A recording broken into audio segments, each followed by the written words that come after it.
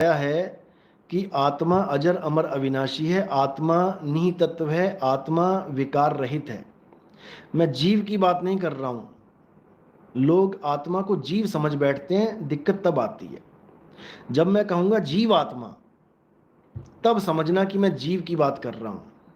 अगर मैं आत्मा की बात करता हूं तो मैं शुद्ध चैतन्य स्वरूप, जिसको परम स्वरूप कहते हैं, जिसको परम पद कहते हैं, जिसको परम आत्मा कहते हैं, मैं उसकी बात कर रहा हूं। आत्मा और परमात्मा ये भले कहने में दो अलग अलग वर्ड हैं, लेकिन जब आप इनको जानोगे अच्छे से तो आपको समझ में आएगा कि ये एक ही हैं, एक ही हैं ये। लेकिन जब तुम शुद्ध चैतन्य स्वरूप आत्मा में स्थिर अवस्था में गिर जाते हो, तब तुम जीव आत्मा कहलाते हो। आत्मा दोनों के साथ लगा हुआ है, तीनों के साथ। जीव आत्मा, विश्व आत्मा जिसको ब्रह्म कहते हैं, और परमात्मा। आत्मा तो तीनों के साथ लगा है, केवल तीनों के साथ लगा है।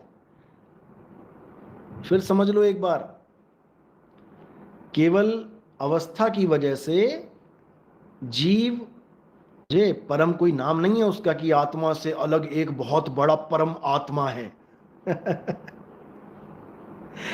परम का मतलब है परम पद आते हैं, वो परम पद को प्राप्त कर जाते हैं। समझो बात को, क्योंकि ये जीवन बहुत अनमोल है।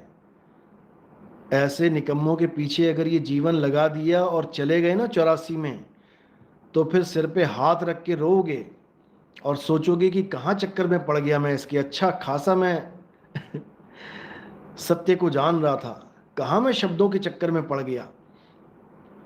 परम आत्मा कोई अलग से सत्ता नहीं है। फिर समझ लो, आत्म स्वरूप जो तुम्हारा है वही तुम्हारी परम सत्ता है, और जीव स्वरूप में जो तुम अभी बैठे हुए हो ये तुम्हारी निम्न अवस्था है।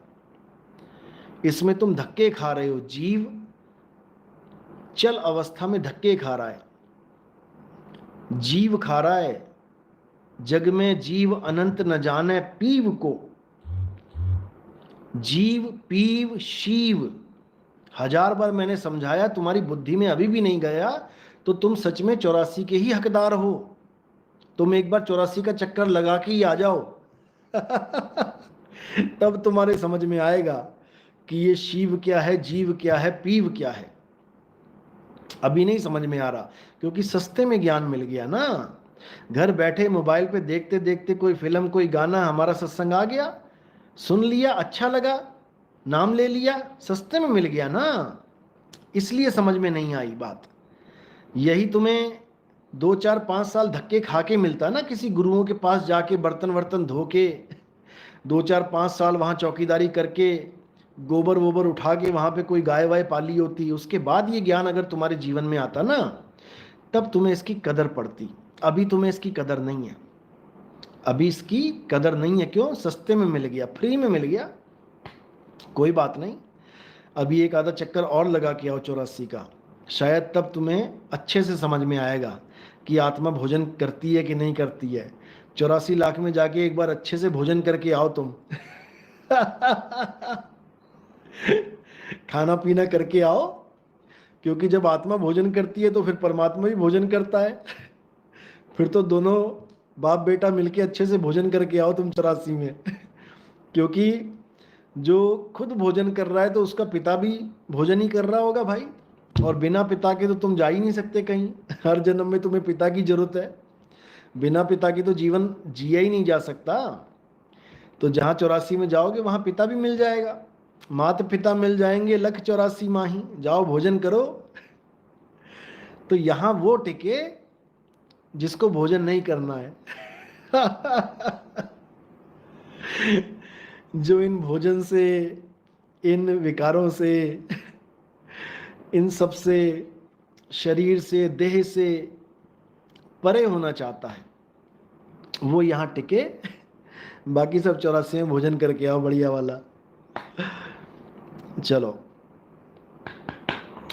तो अच्छे से समझ लो, ये चीज़ें बार बार समझ में नहीं आएंगी, अच्छे से समझ लो। बहुबंधन में बांधे एक बेचारा जीव, एक बेचारी आत्मा नहीं।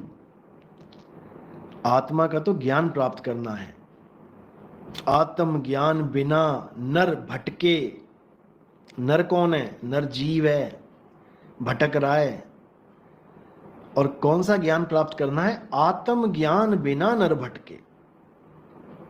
आत्म ज्ञान यानी इस जीव अवस्था से हटके तुम्हें अपना आत्म स्वरूप प्राप्त हो जाए, जिसके लिए कबीर साहब ने वाणी में बोला, नहीं कबीर नहीं धर्मदासा, अक्षर एक सब घट ही निवासा, वाही सो सतपुरुष कहिए, और आदि अंत अक्षर गह रहिए। कबीर साहब कहते हैं कि नहीं कबीर नहीं धर्मदासा, यानी कि जो हमें अलग अलग सत्ता मान के बैठा है कि कबीर साहब तो परमात्मा हैं और धर्मदास उनका चेला है, आत्मा है। ऐसे भी मिलेंगे धुरंधर एक से एक। कबीर साहब परमात्मा हैं और धर्मदास उनके चेले आत्मा हैं। ऐसे मिलेंगे लोग। और कहाँ ले जाएंगे उनको? सतलोक में ले जाएंगे। उनकी चारपाई अपनी चारपाई के पास लगा के वहीं सुलाएंगे, खिलाएंगे, पिलाएंगे। ऐसे ऐसे भाषण दे रहे हैं लेक्चर में ये कि परमात्मा तुम्हें वहाँ लेके जाएंगे, वहाँ परमात्मा मिलेंगे, हम लेके जाएंगे वहाँ पे, वहाँ परमात्मा से तुम बातें करोगे, परमात्मा तुम्हें प्यार करेंगे। ये बच्चों वाली कहानियों से बाहर आ जाओ भाई, और थोड़ा विवेक जगाओ, तत्व ज्ञान में आओ। तत्व ज्ञान में परमात्मा तुम्हें जाके कहीं मिलेंगे नहीं, तेरा साईं तुझ में है।